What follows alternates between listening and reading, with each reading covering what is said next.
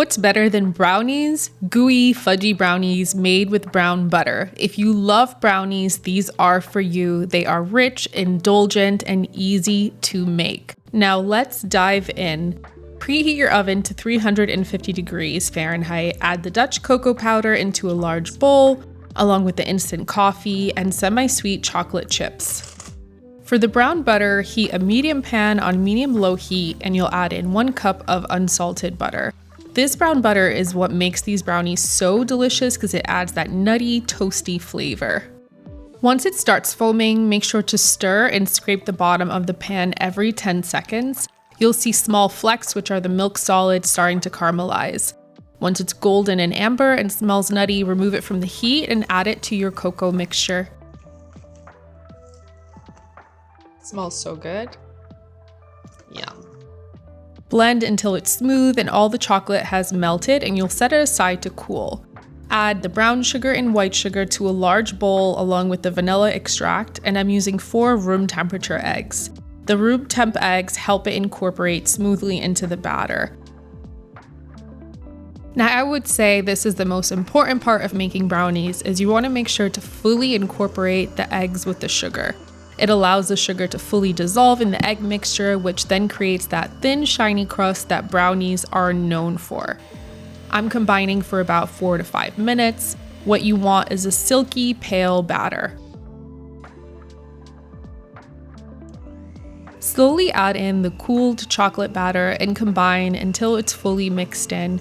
You want to make sure not to overmix though, just until it's all mixed in. I remember as a kid making brownies, and this was my favorite part because I would just eat the batter, not knowing how dangerous it was.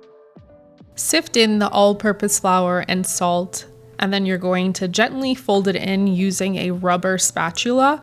You want to fold just until the flour is fully incorporated, but make sure not to overmix or you'll have more of a cakey batter versus that gooey, fudgy batter that we're looking for. Finally, I'm going to add 1 cup of my chocolate chips. This is what creates those nice chocolatey pockets when you bite into it, which is just the best. Line a 9x13 baking dish with parchment paper so it's easy to remove once it's cool. You'll add in the batter and smooth the top with a spatula. It gets a little messy, but it will be delicious nonetheless. Bake for 30 minutes or until a toothpick test comes out with moist crumbs, not wet batter. Once it's done, let it cool for about 15 to 20 minutes. You can remove it from the pan with the parchment paper and slice away. And look at that deliciousness. It's soft and it's fudgy with those chocolate bites. This brownie has everything that makes the perfect brownie. The shiny top, the pockets of chocolate, and it's nice and fudgy. And you can even bake it a little less time if you like the center more gooey.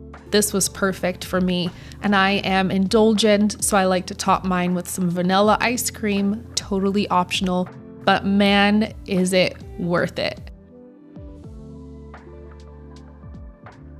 Oh my God. Well, let's get some ice cream here. Oh, I can't wait.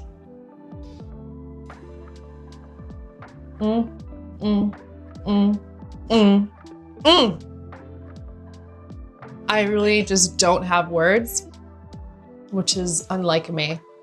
That is a mouthful of heaven.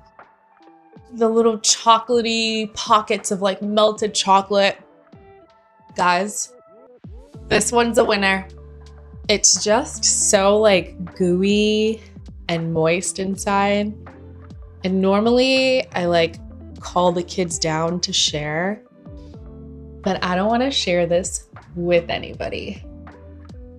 You guys are gonna love this. Let me know how you like it in the comments.